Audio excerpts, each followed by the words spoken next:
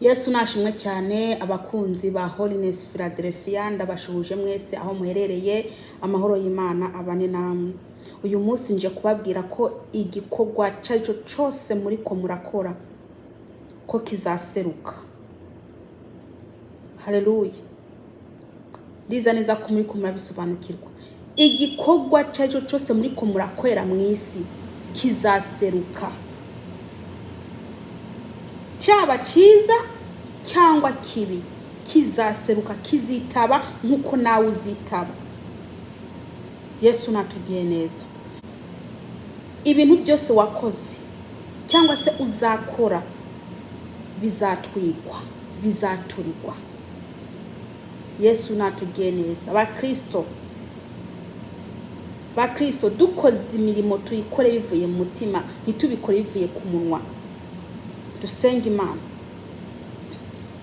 Data mu izina rya Yesu Kristo ndagushima ndaguhimbaje, ndagushima ukuntu ngiriye neza kandi ngo mvuge ibyawe. Ndakwinginze Yesu Kristo umwuka wawe wera maze amanuke anshigikire.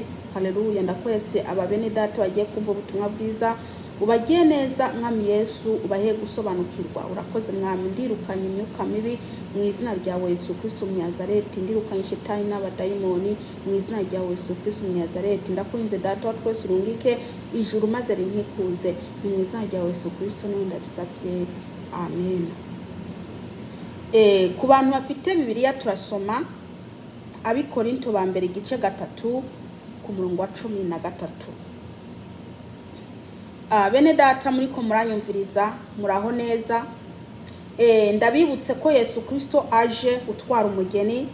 Yamara mu Kristo aho uri hose warukwiye kwikangura niba usinziriye. Nukuri wikangure kubera ko nimba usinziriye shetani ntasinziriye. Icyo ari mwarakora ari mwaragerageza kugukuramo icyo ngicyo ugisigaranye. Icyo nakubwira rero nukanguke hakiri kare kugira ngo shetani ntatware na turiya duke ugifite. Urasinziriye ariko shetani we ntasinziriye arakanura. Nimba wacitse intege shetani we ntacika intege rwose. Akora ijoro n'umurango. Ego turazi ko shetani aboshe ariko abakozi ba shetani baguma bakwera shetani. Rero niyo mpamvu ukwiye gukanguka ntusinzire kubera ko ni wasinzira abadayimoni abakozi ba shetani baraza bakore akazi kabo. Ako bajejwe nako kukurimbura nibyo bintu bajejwe mu bisanzwe. Mwene data muranyumviriza uri kurakorera Imana, korera Imana mu kuri no mu kugororoka. Ukwera Imana yivuye mu mutima kubera ko ibyo uri kurakora uzabihemberwa mwene data.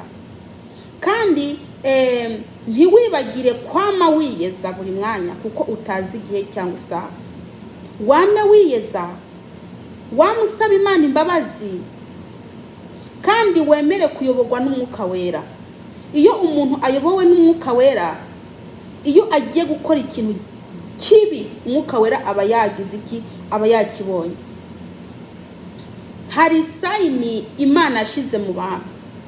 Iyo sayini iyo abantu bakoze ikintu kibi, iyo sayini irabarega bakumva umutima wabo ntumeze neza. N'umwuka wera barimo arakwemeza ko wakoze icyaha ukwiye kwihana. Yamara abantu iyo bafite iyo sayini bakumva iriko irabagora cyane, ntabwo bamenye ibyo ari byo, bakoze ibyaha baguma babiryamanye. Ariko reka ndababwire ko muze mwihana iyo mukoze ibyaha. Ndazi ko turi mu isi, ndazi ko turi abana b'abantu, ariko ndabinginze mukiranukire Imana, mugerageze gukiranuka. Ijambo rivuga iti ngo mwame mwiyeza kuko mutazi umunsi n'isaha. Mwame mwiyeza, mwame mwikuraho imyanda. Haleluya. Mwame mwikuraho imyanda ibariko. Iyo myanda nayo ni yihe? Ni ibyaha rwose, ni ibyaha. Niyo myanda ndiko ndavuga hano. Mwene data uri muranyumviriza, igihe usigaje ntacuzi, icyo nakubwira ngo nuve mu byaha. Niba utaramenya Yesu Kristo mwami n'umukiza, ndakwinginze umumenye kubera ko arateze ibiganza arindiriye wewe. Ararindiriye wewe. Yesu Kristo ni umuvyeyi kandi yaje mu isi kubera wewe. Yesu Kristo yaje mu isi kubera abanyabyaha, ntabwo yaje mu isi kubera abagororotsi cyangwa se bakiranutsi. Yaje mu isi kubera abanyabyaha. Rero mwene data, niba utaramumenya, niba utaramwakira, nukuri umwami Yesu arateze ibiganza ngo nimuze mwese abarushe n'abaremerewe, ngo nanjye ndabakira. Abo bantu barushe, abo bantu baremerewe ni wewe. Ni wewe uri mu byaha, uremerejwe n'ibyaha.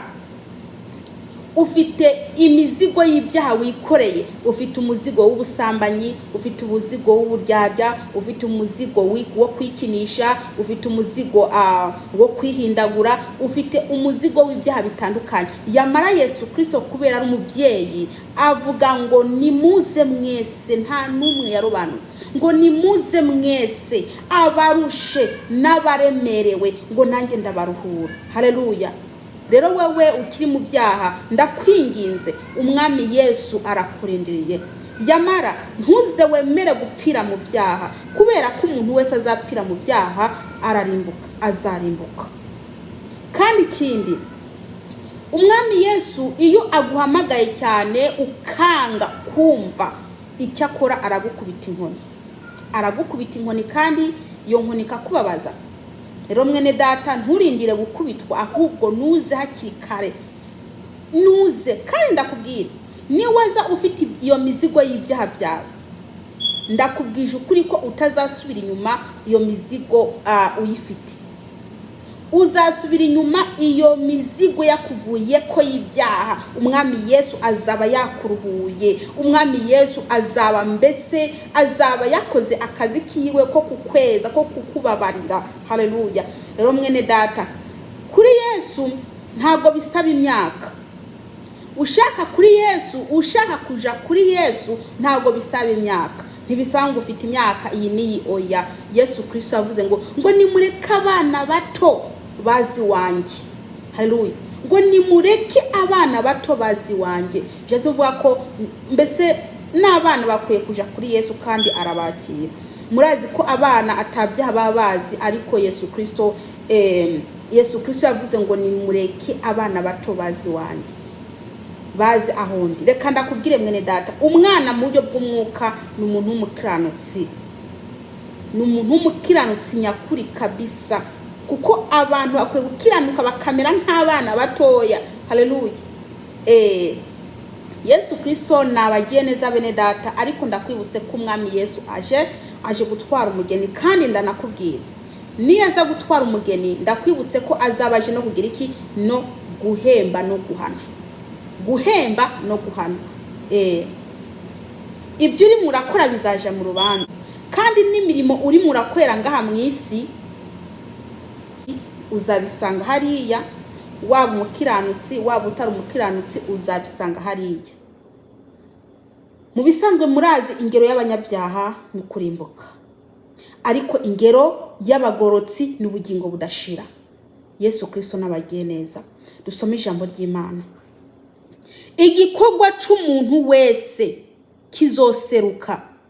Reka manze ngeze aha ngaha. Igikorwa c'umuntu wese kizoseruka. Mu Kristo mwene data, reka ndakwibutse ko ibyo uri murakora byose, byaba byiza byaba bibi, bizaseruka. Bizaseruka mwene data. Wewe ubwawe uzaseruka, na bya bindi wakoze byose bizaseruka. Bizagenda kwitaba. Kandi ikindi, ibyo bintu byose wakoze bizaturirwa. Ibizaturirwa nibihe? Hari imirimo usanga abakristo barimo barakora, gufasha abantu, gusura abantu, gusengera abantu. Iyo mirimo izaturirwa. Iyo ukoze umurimo mwiza we mu Kristo urandikwa. Rero mu kwandikwa ntabwo bisigura ko bitazaseruka, kandi ntabwo bisigura ko bitazaturirwa. Bizaturirwa. Ibyo wakoze bizaturirwa.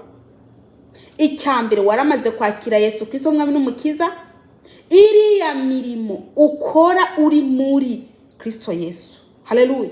Iriya mirimo ukora uri muri Kristo Yesu izaseruka kandi ikindi izaturirwa. Imirimo wakoze ukiri mu isi niyasha. Imirimo wakoze ukiri mu isi niyasha. Uzabuhombye.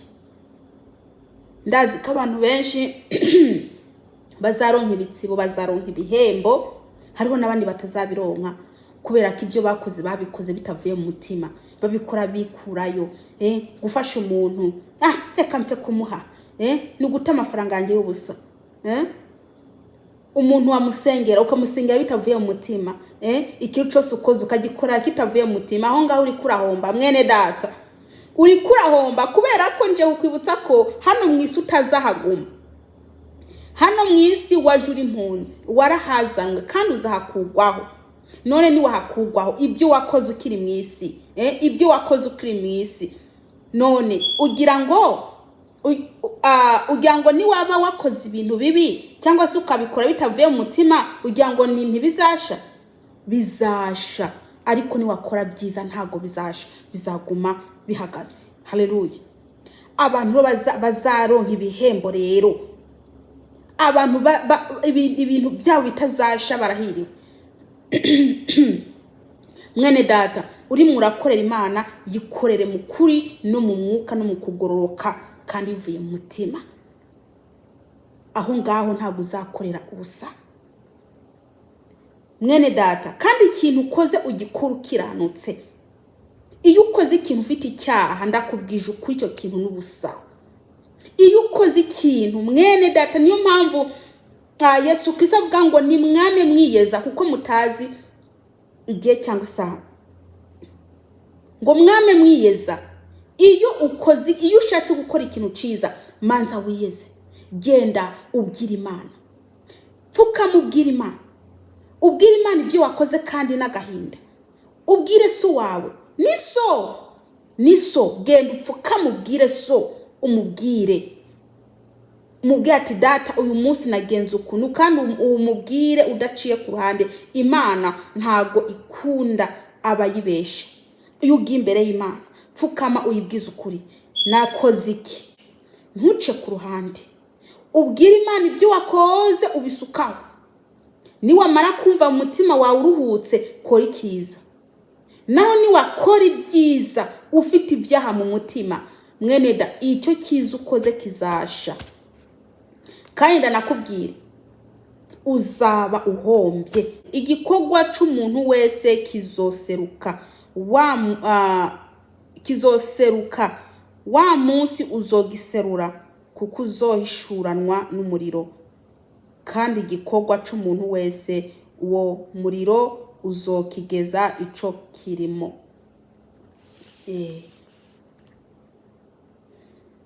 Ibintu byose ukorera mu isi uziko bizaturikwa.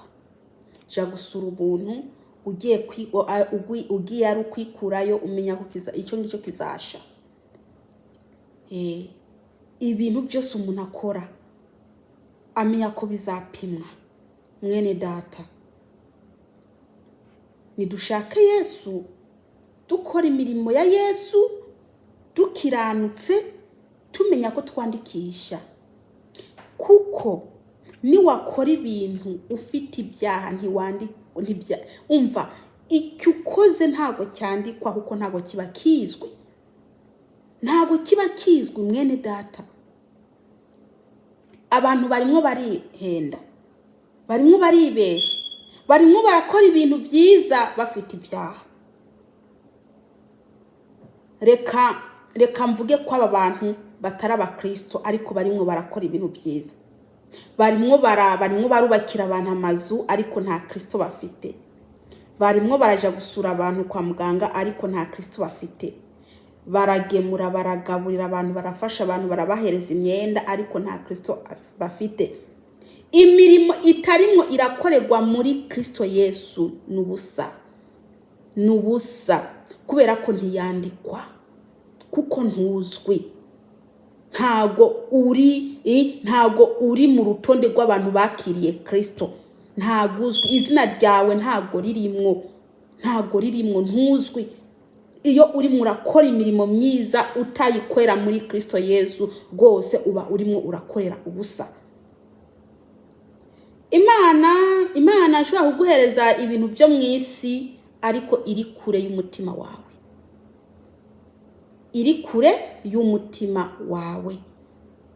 Urazi gituma iba kure y'umutima wawe? Kubera ko umutima wawe wanduye, hicayemwo ikintu kibi, hicayemwo umwanda, harimwo umwanda. Kristo ntago yakwicara mu mutima w'umuntu wanduye, kuko umutima w'umuntu, iyo umuntu amaze kwandura mu buryo bw'umwuka, Imana imubona ko yanduye wese. Umubiri n'umutima aranduye.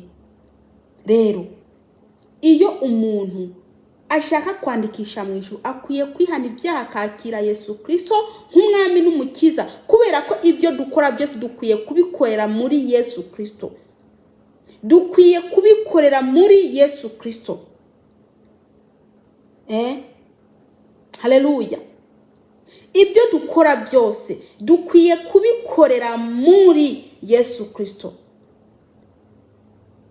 Yesu n'abageneza bene data. Ndazi ko abantu batari muri Kristo barakora imirimo pe. Ndabibona, nanjye ndabibona, ariko ikibazo nuko badashaka kwakira mwami Yesu kugira ngo babikorere muri we.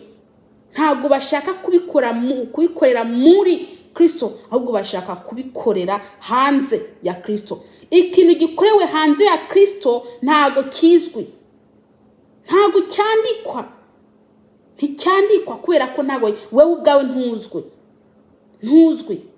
Kristo ntago abizi. Rero ibyo ababona bakandika nibiriya bikorerwa muri Kristo Yesu. Ariko none ibyo nabyo bikorerwa muri Kristo Yesu bizapimwa. Nta kintu na kimwe kitazapimwa. Kizapimwa, kizaturirwa. Mwene data uri muranyumviriza, ibikorwa byawe byiza uri murakora bikorere muri Kristo Yesu, niho bizakwemerwa. Kandi ubikore ufite umunezero, ubikore bivuye mu mutima. Kuko abakristo benshi bakora ibintu bikurayo, ariko ese ntago mushaka kwandikisha, ntago mushaka kuzaronka impendo.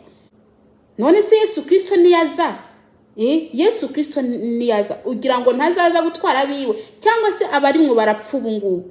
Ugira ngo umukiranutsi arimwe arapfa, cyangwa se abakiranutsi barimwe barapfa, ugira ngo ntibara ahantu heza banezerewe? Mwene data, abakiranutsi barimwe barapfa, barimwe bajanwa ahantu heza, nta muruho, nta mubabaro, nta kurira, nta kuvyara, nta kurongorwa. Hariya nta kuvyara, nta bise, ntabyo, nta kurongorwa, nta mugabo wanjye, nta mugore wanjye, nta mwana wanjye, nta mukobwa wanjye. Bose umviriza, bose baraho Imana ibashira. Ariko umuntu apfuye apfanye ibyaha, byonye n'umuntu mu gupfa abari mwarabona ahari mwaraje, kubera ko aya maso y'umubiri ntago abakibona, haba habona ya maso y'umuntu w'imbere. Kandi uwo muntu w'imbere abari mwarabona iyo ari mwaraja gusa byonyene. Haleluya. Abarimwo arabona iyo ari mwaraja. Rero iyo umuntu apfuye agapfira mu byaha, abagiye ahantu habi, kubera ko abagiye guturirwa kandi kubabazwa kugeza ibihe bidashira. Rero mwene data uri mu byaha, wari ukwiye guhunga ntupfe, kubera ko umuri uri hasi, uri gihanamu. Muri gihanamu ndakubwije ukuri, n'abapfuye bafite ibyaha barimwo barera, barimwo baricuza icyatumye banga Kristo. Kandi ubwo barimwo baricuza bidashoboka ko bagaruka ngo bihane. Yamara uyu Kristo Yesu utamushatse ubukiri muzima. Mwene data ucikorera ibyaha, nawe mu Kristo ukiri ko urakora ibyaha. Kristo utamwicayemwo neza ngo umufate, umugumye, umukomeze. Ndakubwije ukuri, ibyiza wakoze cyangwa se ubukiranutsi wari uri imbere, niwamara gukora icyaha ntabwo ubwo bukiranutse buzagukiza mu gihe uza wakoze ibyaha. Ibyo wakoze bizabibaye ubusa, uza wakoreye ubusa. Haleluya. Niyo mpamvu dukwiye gushishikara dushaka umwami Yesu, ubuhagaze niyirinda atagwa, kubera ko shitani arimwe arashaka cyane bariya bahagaze, nibo arimwe arakena kugira ngo abagwishe. Mwene data uhagaze niwirinda utagwa, kubera ko niwagwa ibyo wakoze utaragwa ntabwo bizagukiza mu gihe uzaba waguye. Kandi umunyabyaha ibyo yakoze bibi ntabwo bizagira iki, ntabwo bizamwica mu gihe azaba yagize iki yabivuyemo. Niwe afata umwanzuro wo kubivamwo rwose ntabwo bizakwica. Ariko umukiranutsi niyatubukiranutsi bwe agakora ibyaha, ibyo yakoze ntabwo bizakwibukwa. Yesu Kristo natugiye neza. Kandi buri muntu akwiye kunyura mu nzira ifunganye. Akwiye kunyura mu nzira ifunganye, kubera ko inzira ifunganye ariyo twahawe, niyo nziza dutwara mu ijuru. Iyo nzira ifunganye nayo ni Kristo Yesu.